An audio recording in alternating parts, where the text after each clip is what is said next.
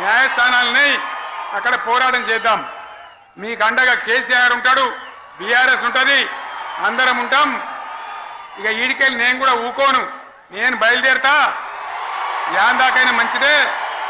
ఎవరిని సంగతి ఏందో, ఎవరైనా లెక్కేందో అన్ని కూడా లెక్కలు తీద్దామని మనవి చేస్తా ఉన్నా. ఈ రకంగా మనం ముందుకు పోవాలి. ఒక్క మాటలను ఉన్నదా? ఇవాళ ఈ ప్రభుత్వం, ఈ కాంగ్రెస్ నయవంచక ప్రభుత్వం సంక్షేమంలో ఫెయిల్, మంచినీళ్ళలో ఫెయిల్, పొలాలకు నీళ్ళు ఇవ్వడంలో, సాగు నీళ్ళలో ఫెయిల్, కరెంటు సరఫరాలో ఫెయిల్, రైతు బంధులో ఫెయిల్, విత్తనాలు ఎరువులు సరఫరాలో ఫెయిలేనా?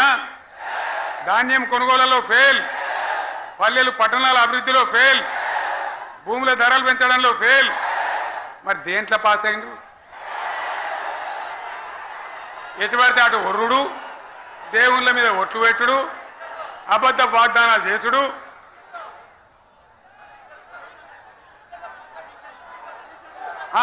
కమిషన్ అట 20-30% కమిషన్లు తీసుకున్నాడు, సంచులు నింపుడు, సంచులు మోసుడు. అంతేనా? కరెక్టేనా ఈ మాట అన్నా? కరెక్టేనా? నేను చెప్పి అన్ని ఫెయిల్ అయిందా ఈ ప్రభుత్వం? నిజమైతే ఒకసారి చేతులు లేవటరు దయచేసి. స్టేజ్ మీద లేవటరా?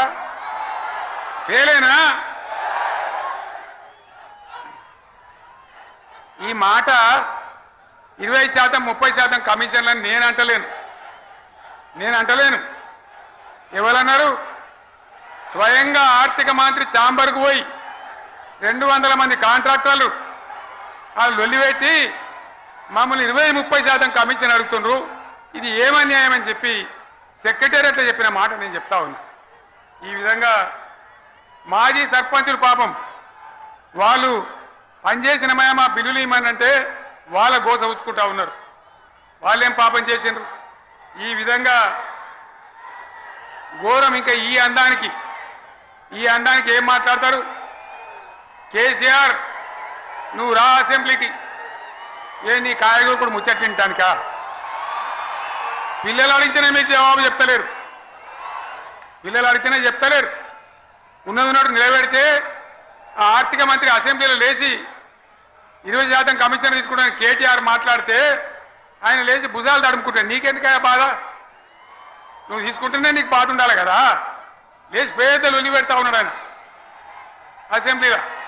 ఈ విధంగా చాలా గందరగోళంగా, అవివేకంతో, అజ్ఞానంతో చాలా ఘోరం చేసి అడ్డమైన మాటలని చెప్పింది. దాంతో మనం కూడా గోల్మాలైపోయినాం. తీర్థం పోదాం తిమ్మక్క అంటే వాడు గుల్లే, మనం సల్లే. ఆ గతికి తెచ్చింది ఇలా ప్రజల గతి. మరి మనం కూడా, ప్రజలు కూడా ఆలోచన చేయాలి. ఆవేశం కాదు. గాడిదలకు గడ్డేసి బలరకు పాల్పడితే వస్తాయా? మరి ఇప్పుడు ఏం చేయాలో ఆలోచించాలి. ఓ తమ్ముడు అన్నాడు హైదరాబాద్లో, ఆయన ఇల్లు కూడా కొడితే, కేసీఆర్ అన్నా యాడున్నావు, నువ్వు రావాలి. కత్తి వాంచేతలు పడితే యుద్ధం నన్ను చేయమని పడుతుంది.